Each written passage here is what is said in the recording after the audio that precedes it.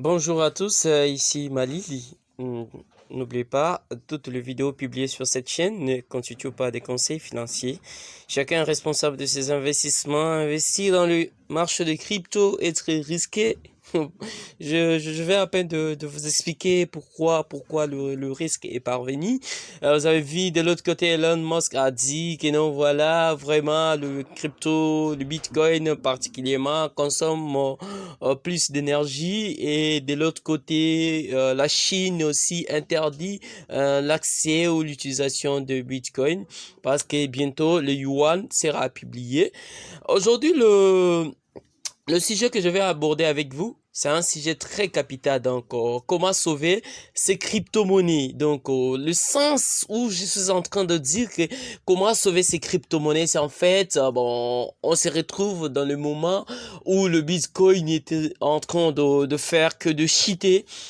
Comment on pouvait quand même sauver une partie de son investissement, bien que c'est là où était un investissement à long terme, donc qui va durer 2 ans, une année.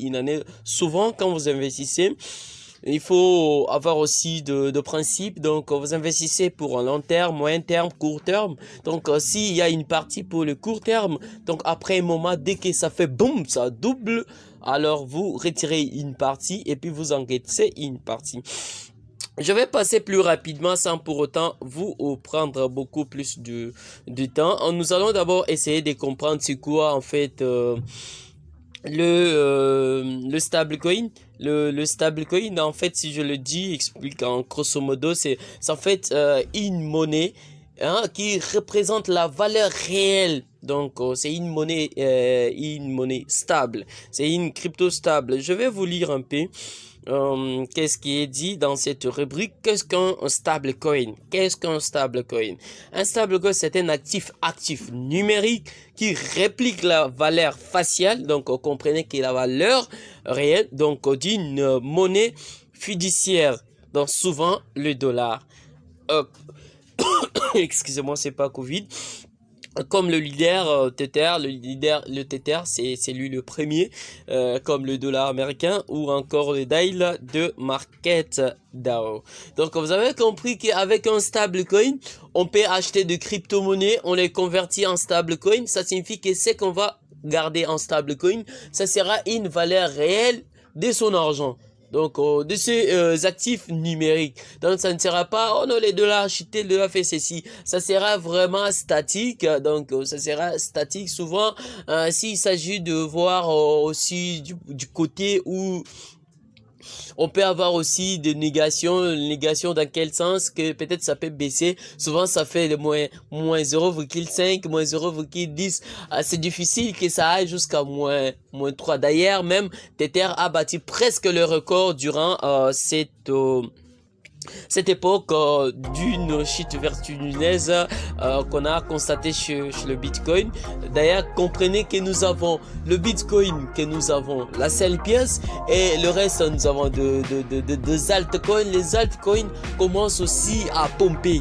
D'où, s'il faut investir, investissez dans quoi ici, les altcoins. Souvent pas aller dans le Bitcoin parce que le Bitcoin est en train de monter. Cherchez à investir soit dans Ethereum, soit dans d'autres actifs, d'autres altcoins et non pas aller. Voilà, je rentre maintenant. On a compris qu'est-ce que c'est un stablecoin. Ça signifie que si j'ai mes cryptos, je les convertis en stablecoin, comment ça me fait et puis comment je vais les stocker. Donc si je le convertis, je garde la valeur réelle de mon argent. Alors je vais passer plus rapidement sans pour tarder. Vous avez compris les inconvénients, les avantages, je vous mettrai, mais vous avez quand même compris que durant ce moment, si les gens avaient stocké, avaient gardé ces pièces, alors ils seront vraiment dans les bons. Donc je vais passer dans la plateforme de cotation Market Cap pour essayer de lister quels sont les altcoins, le stablecoin que nous pouvons voir de nos jours. Nous avons le Tether, le number one, USDT que j'avais montré. Nous avons USD Coin, USDC, Et nous avons aussi Binance USD, donc la Binance pour la plateforme de Binance. Et nous avons les Daily. Nous avons aussi le Bitcoin BP2. Donc voilà, le BP2 c'est son protocole. Et nous avons le Terra USD. Et nous avons le Paxos Standard. Nous avons True USD. Et nous avons HUSD. Nous avons Reserve Y. Nous avons Neutrino USD et Fay Protocol, Liquidity USD et beaucoup. Voilà. La liste elle est tellement longue, donc moi si je vous prie de le faire, donc ça signifie que vous pouvez faire stocker du stablecoin. Cela aussi dépend de l'actif du portefeuille qui peut prendre en compte. Par exemple, si vous utilisez le Bitcoin, le Binance avec le fameux BUSD, vous pouvez le convertir avec le TTR, donc il est convertible en tout avec USD Coin, donc le dollar en pièces, donc comme vous les voyez là. Nous avons constaté, voilà, maintenant je vais passer aussi sur TradingViewer pour voir aussi la valeur, comment est-ce que le marché de stablecoin consolide, comment ça progresse, parce que là-bas il n'y a pas de montée, de descente, vous allez voir, c'est vraiment une consolidation. Donc le marché, ni la hausse ni la chute, donc personne n'emporte sur les deux actifs. Je passe directement sur TradingViewer. Voilà. Sur TradingViewer, vous allez observer un peu mes chandeliers. Je vois que mes chandeliers sont beaux. Hein. Vous allez voir là, c'est la valeur de BUSD, donc le ISDT. Donc vous allez voir que sa valeur actuelle, donc il est dans le roux, il est dans le vert, ça signifie qu'il fait déjà plus 0,01%.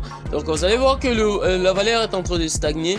Là vous avez vu la chute, c'est comprenez, hein, ça arrive derrière, il y a eu un long rejet.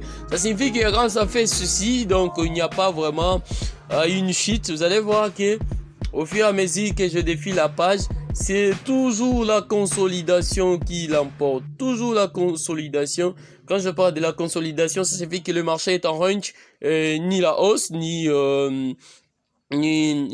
la chute, donc ni la baisse, personne ne l'emporte. Donc le prix est vraiment stable, si je le dis bien. On a compris. Alors je passe avec vous sur la plateforme FTX. Donc vous allez voir que c'est qui m'a essayé un peu de sauver. Je suis désolé pour ne pas faire aussi une vidéo pour vous présenter. Là vous allez voir, je suis dans FTX. Je vais mettre une vidéo qui va vous expliquer qu'est-ce que c'est FTX, tout pour en savoir. Vous allez voir que c'est depuis que j'avais stacké, pas stacké, excusez-moi, stack c'est à part. Et depuis que j'avais converti mes Ethereum en USDT, voilà. Donc moi j'ai utilisé USD Coin, donc c'est un stable coin. Il y a aussi USDT que j'avais aussi expliqué. Vous voyez que depuis que j'ai stocké la valeur depuis la chute, je n'ai que cette valeur là. Donc je n'ai pas perdu de crypto, je n'ai pas perdu mon argent. Mais bien qu'il y a d'autres actifs ici que j'avais investi, mais j'ai perdu quand même de valeur. Mais avec le stable coin, vous allez sauver votre argent. Alors c'est la fin de cette vidéo. N'oubliez pas de liker cette vidéo et de laisser vos commentaires si vous voulez qu'on fasse encore des vidéos présentant beaucoup d'autres choses, plein de trucs. Donc je suis à votre entière disposition de le faire et pourquoi pas aussi vous introduire aussi dans ces mondes. Mais n'oubliez pas que le crypto, les actifs numériques présentent de risques énormes. Donc comme on l'a constaté, Elon Musk a tweeté de l'autre côté la consommation vraiment élevée de l'énergie du côté Bitcoin, et voilà qu'il y a une résolution sur la table que non, bientôt le réseau de Bitcoin ne va pas commencer à encore à utiliser autant d'énergie. Voilà, j'entrerai en détail à la prochaine vidéo.